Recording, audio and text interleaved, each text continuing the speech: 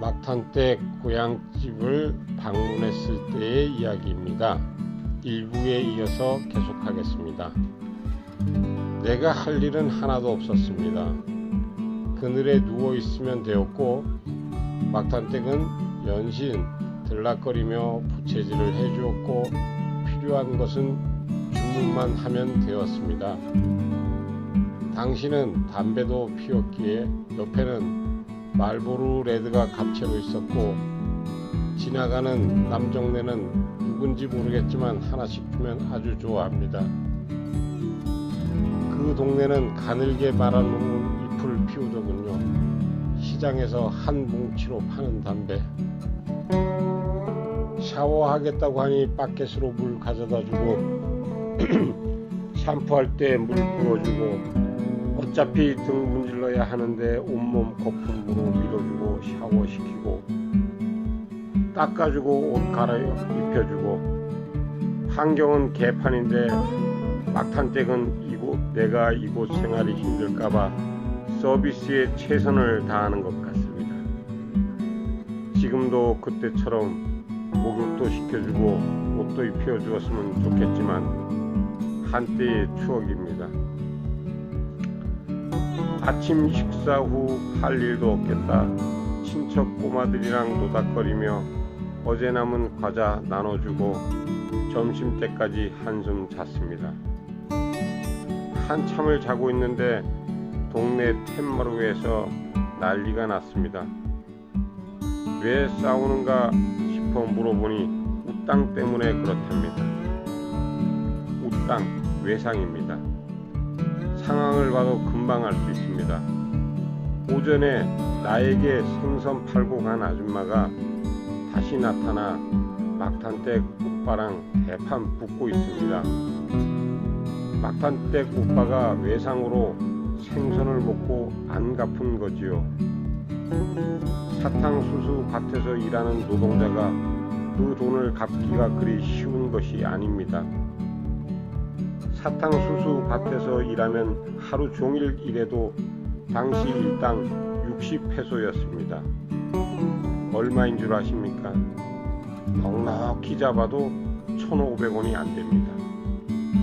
이게 무슨 강아지 소리냐고요? 그렇습니다. 이곳은 대부호의 땅을 밟지 않고는 어디에도 갈 수 없는 지역입니다. 집을 짓고 살고 있는 곳도 그 사람의 땅입니다.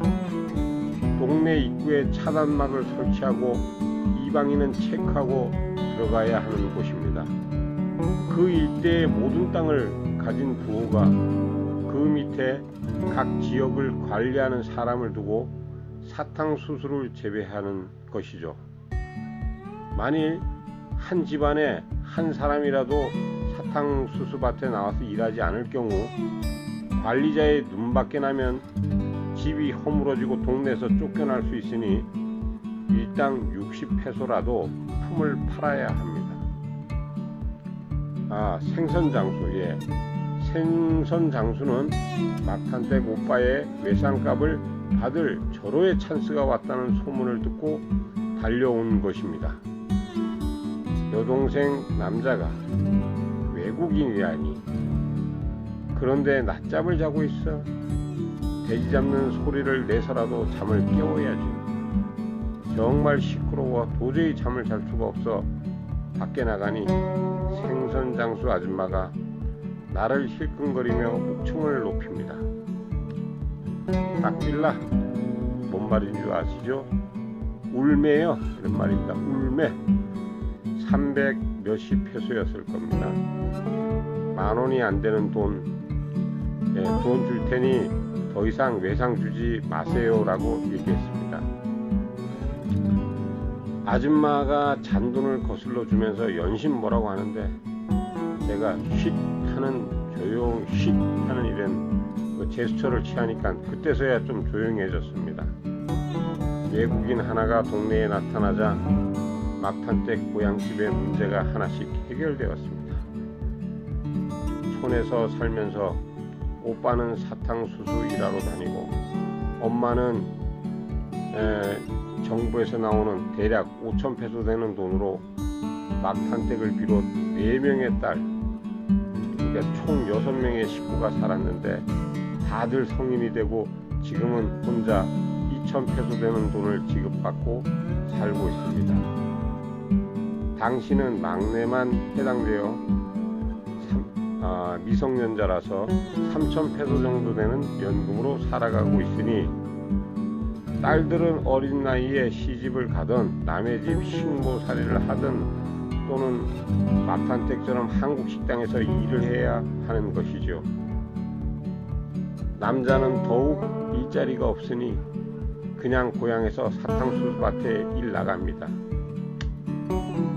돼지도 때려잡고 통돼지 바베큐 레촌 바보이 하고 매일 저녁 레드호스와 훌라후프 옥수수 가루로 밥해 먹다가 쌀밥으로 먹고 돼지고기 반찬해서 먹고 달아서 먹도 못하는 음식 만들어 해먹고 샐러드니 스파게티 같은 것 빵도 사다 먹고 잘리비도 가고 시장에서 쓰레빠도 하나씩 새로 사 신고 플라스틱이지만은 생활에 필요한 것 이것저것 다 구입했습니다. 막탄댁 엄마와 형제들은 그러니까 1촌과 2촌까지는 1,000페소, 3촌 외숙모 이모 등 3촌은 500페소, 4촌들은 100페소, 그 외에는 모두 20페소씩 외국인 재정지원금 현금이 살포되고 우리는 고향 방문을 마치고 다시 도해지 집으로 돌아오자 이제부터 심심하면 연락이 옵니다. 쌀 떨어졌다. 이건 한 달에 쌀 50kg를 사주면 엄마와 오빠 여동생 이렇게 세 식구만 먹는 게 아닙니다. 외삼촌 내 식구들 어마어마합니다. 할머니 외삼촌 외숙모 빼고 애들만 7명인지 8명인지도 헷갈립니다. 제가 헷갈리는 게 아니라 막탄댁이 헷갈립니다. 그러니 그게 나만 하겠습니까? 거기다 전에는 없던 친척들이 방문이 자꾸 잦아지다 보니 이 고향집에서는 끼니마다 소치를 걸어야 할 판입니다. 거기까지는 좋습니다. 보고시티를 가야 하는데 차비가 없다.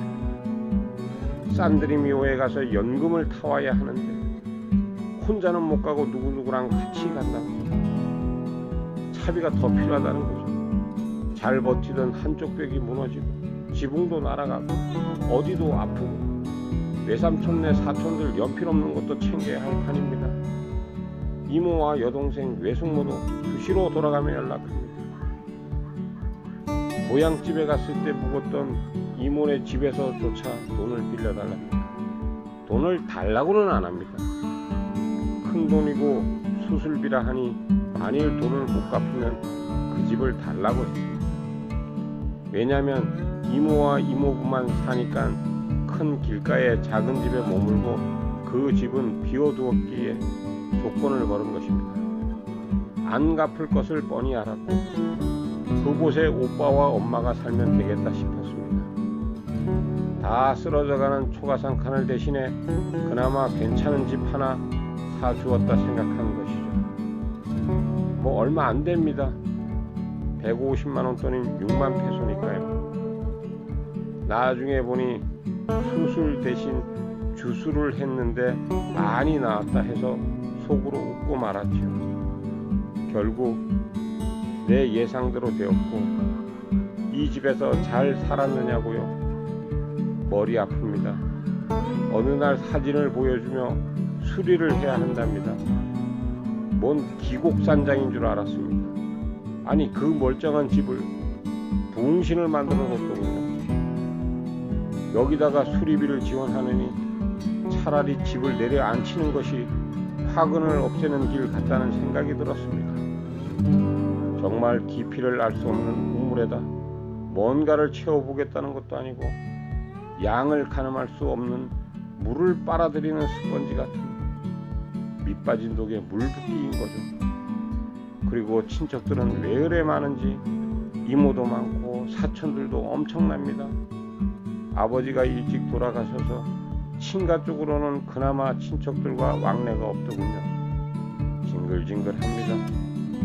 고향에서 연락이 오면 막탄댁은 머리가 아픕니다. 처방전은 말이 필요 없이 그 돈만 있으면 금방 낫습니다. 외국인 사이를 만나다는 여기서 마무리 짓고, 다음에는 이런 처갓집과 관계 정리하는 것에 대해 정리했던 것에 대해 이야기하겠습니다. 시청해 주셔서 감사합니다.